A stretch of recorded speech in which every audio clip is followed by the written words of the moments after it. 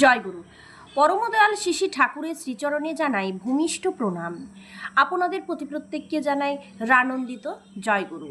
আজ ইষ্ট প্রসঙ্গে আমরা আলোচনা করব।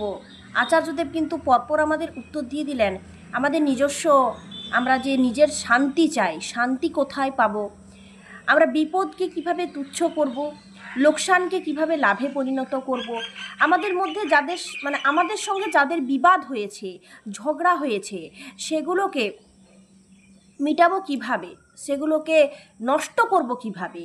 দেখুন, মানুষকে নিয়ে যদি আমাদের ভেতর সব সময় কর্কশ শব্দ হতে থাকে, তাহলে আমরা বেশি দিন ঠিক থাকতে পারবো না। এই যে দেখুন, এত রোগ জ্বালা আসছে সব কোথা থেকে? খাওয়া তো বটেই, তার থেকে বড় কথা হলো আমাদের শরীরে মনে শান্তি নেই। বিভিন্ন রকম হিংসা, বিবাদ, ঝগড়া, মানুষকে নিয়ে নিজেদের মানুষের সঙ্গে নিজেদের ঝগড়াগুলোকে বাঁচিয়ে রাখা, কিছু না কিছু নিয়ে আমাদের মনে একটা কর্কশ শব্দ আসতে থাকে। তো এই নিয়ে আমাদের বিভিন্ন রকম অশান্তি সৃষ্টি হয়েছে, রোগ জ্বালা আসছে। আমাদেরকে ভালোভাবে ইষ্টবৃত্তি করতে হবে, ভালোভাবে নাম ধ্যান আর ভালোভাবে প্রার্থনা করতে হবে। পরম দয়াল শিশি ঠাকুর নাম ধ্যান প্রার্থনার যে নিয়ম দিলেন, নির্দিষ্ট সময় করে দিলেন, সেই সময়ে আমাদের কাজে কাজে যুক্ত হতে হবে। আশা দিয়ে, ভাষা দিয়ে, ভালোবাসা দিয়ে মানুষকে আপন করে নিয়ে ইষ্টকে তার জীবনে প্রবিষ্ট করাই হলো যাজন। লেখা ও পড়া যেমন পরস্পরের উপর নির্ভরশীল, তেমনি যজন ও যাজন পরস্পর নির্ভরশীল। যজন ছাড়া যাজন আর দুধ ছাড়া মাখন প্রায় একই কথা। ছাড়া যেমন মাখন হয় না, তেমনি যজন ছাড়া যাজন হয় না। এই কথা তো আমরা প্রায়ই সৎসঙ্গীদের মুখে শুনেই থাকি। নাম ধ্যান প্রার্থনা অধ্যয়ন অধ্যাপনা আত্মনিয়ন্ত্রণ করার সাধনা হলো যজন। নাম ধ্যান কেন করব?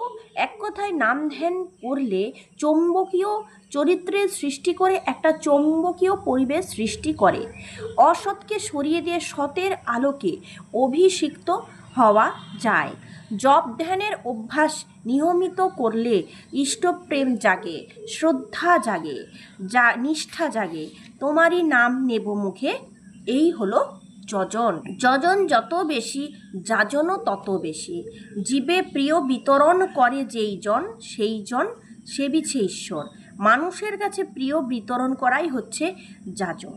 আচার্যদেব শ্রী শ্রী দাদা ঋত্বিক সম্মেলনে বললেন, যাজন মানে যুক্ত করা। যজন যাজন ইষ্টভীতি ছাড়া দীক্ষা বাঁচে না। আমরা ঋত্বিক, আমাদের কাজ হচ্ছে ইষ্টে যুক্ত করা। অধৈর্য যাজকের কাজ হচ্ছে যাজন করে ইষ্টে যুক্ত করা। যজন মানে নিজেকে যুক্ত রাখা। এরকমভাবে আচার্যদেব আমাদের বললেন। আমরা ঠাকুরের কিছু নির্দেশ আছে, সেই নির্দেশগুলোকে আমরা অক্ষরে অক্ষরে পালন করব।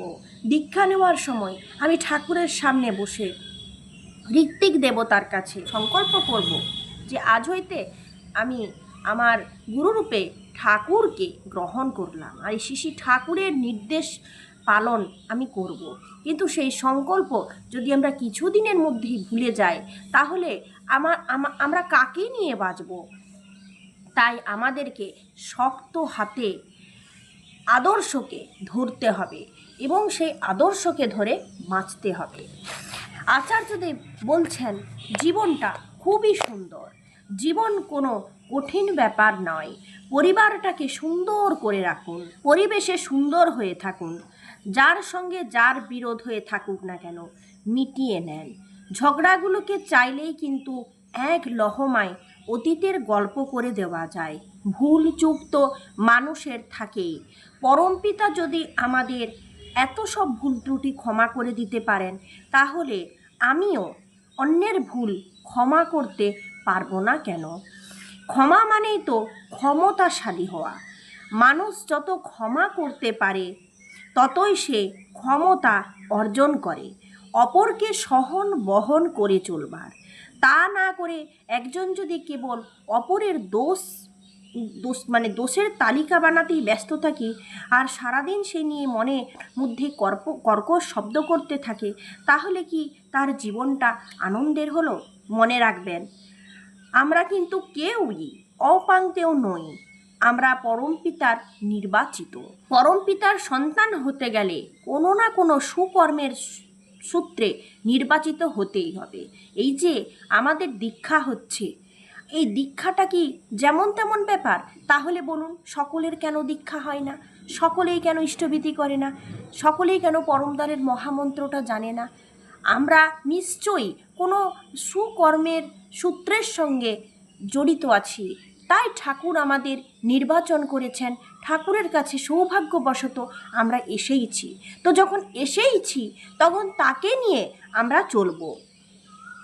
ঠাকুর যখন আছেন, একজন ভিখারিও যখন বুক চিতিয়ে জয়গুরু বলে, আমি মনে করি তার সাথেও আমার ঠাকুর দাঁড়িয়ে আছেন। আর ঠাকুর যখন আছেন, তখন সেও মূল্যবান। সে কখনো অপাঙ্ক্তেয় হতে পারে না। আমরা সবাই সামর্থ্যবান, সবাই কৌশলী, সবাই দক্ষ, এবং আমরা আমাদের চিন্তাকে বিস্তারে নিয়ে যাওয়ার ক্ষমতা রাখি প্রত্যেকে।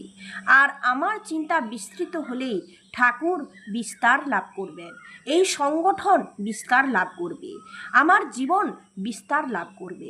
ঠাকুর বলেন যে শুধু ফুল ফুটলেই গন্ধ বেরোবে, এমন কোনো মানে নেই। যতক্ষণ না তার উপর দিয়ে হাওয়া বইছে, তাহলে আমি সেই হাওয়ার মুক্ত প্রবাহ, যে ঠাকুরের বার্তাকে বিস্তারে বয়ে নিয়ে যেতে পারে। লোকে কিন্তু কেউ ঠাকুরকে দেখবে না, দেখবে আমাকে। আমি আমার আচরণ দিয়ে, কথা দিয়ে, ব্যবহার দিয়ে কেমনভাবে তাকে প্রকাশ করছি, সবাই কিন্তু দেখবে সেইটাই। আমি তাই বলি, এই সাদা পোশাক দেখে নয়, মুখে জয়গুরু ধ্বনি শুনে নয়, কেবল আমার প্রকাশ দেখে যদি মানুষ বলতে বাধ্য হয়, তুমি তো ভাই আমাদের মতো নও, তুমি তো একটু অন্যরকম দেখছি, তবেই জানা যাবে আমার মধ্যে ঠাকুর প্রকাশিত হচ্ছেন। আমার যে কোনো পরিস্থিতিতে তিনি যা করতেন সেগুলোকেই মনে করে করব। তাহলে তিনি যা করতেন, এই যা করতেন মানে তিনি যা করতেন মানে তার কাজগুলো, তার করণীয়গুলো আমাকে জানতে হবে, বুঝতে হবে, শিখতে হবে, তাই তো নাকি? কেউ বলে তাদের নাম ধ্যান হয় না। কেন হয় না? কারণ মনের মধ্যে অজস্র অসমাপ্ত কাজের স্তূপ জমে আছে। অমীমাংসিত মনে কখনো ধ্যান সম্ভব হয় না। শ্রী শ্রী বরদা একবার নামে বসেছেন, কিন্তু কিছুতেই নাম হচ্ছে না। কেন না? ঘরের একটা চেয়ারকে যথাস্থানে রাখা হয়নি। তাই তিনি উঠে গিয়ে চেয়ারটাকে সরিয়ে রাখলেন তার জায়গায়, আবার যথারীতি নাম হলো। সামান্য একটা চেয়ারের জন্য যদি তার ধ্যান না হয়, তাহলে ভাবুন তো সাধারণ মানুষের কত রকমের অসম্পূর্ণ কাজ থাকতে পারে। মানুষের তাহলে যার ধ্যান হয় না, সে কি করতে পারে? যা যা কাজ করবে বলে করেনি, সেগুলোকে ভেবে ভেবে একটা তালিকা বানিয়ে যতগুলো সম্ভব হয় একে একে সমাধান করে ফেললেই হবে। এই হলো আচার্যদেবের নির্দেশ। লোকে বলে শান্তি পাবো কি করে? মনের অশান্তির কারণ যেগুলো, সেগুলো নিরসনের জন্য যা যা চেষ্টা করা যায়, তা করলেই কিন্তু শান্তি লাভ হবে। সুখে থাকবে কিভাবে? যেটা তোমার ক্ষমতার বাইরে, সেটাকে ছেড়ে দাও, যেতে দাও, তাহলে সুখ পাবে। সুস্থ থাকতে চাও, কি করতে হবে? শরীরের চিকিৎসা করাও, মনটাকে শরীরের বাইরে বের করে দাও, চিন্তাগুলোকে অন্য কিছুতে ব্যস্ত করো, তাহলেই সুস্থ হয়ে উঠবে। কাউকে যদি ভালোবাসো, তাহলে এমনভাবে ভালোবাসো যেন তার তৃপ্তির কারণ হয়ে উঠতে পারো। এই যে তাকে ভালোবাসতে পারছো, এটাই যোগ। আর এই যে তুমি তাকে তৃপ্তি দিতে চেষ্টা করছো, এটাই হচ্ছে প্রেম। যেটাকে সম্পূর্ণ করবার জন্য বিহিত চেষ্টা করে চলেছ, সেইটাই হচ্ছে সাধনা। এইভাবে সহজ করে জীবনটাকে বোঝেন আর এগিয়ে চলেন, তাহলেই হবে।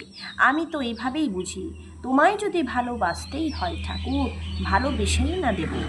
যদি আমার সময় আসে নির্বাচনের, তাহলে তোমাকে নির্বাচন করে নেব। এইটাই তো সহজ গল্প, এতে কঠিন জটিলতার তো কিছু নেই। এইভাবেই ঠাকুরকে ভালোবাসেন আপনারা। কখনো যেন তার পরীক্ষা নিতে যাবেন না।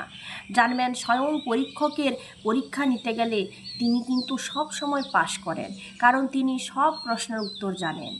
এই যে মানুষ দেখছেন, এত বিরাট বিরাট উৎসব হচ্ছে, মানুষের এত এত ঢল, জানবেন এগুলো কিছুই নয়। এখনও অনেক কাজ বাকি আমাদের, অনেক দূর পৌঁছানো বাকি।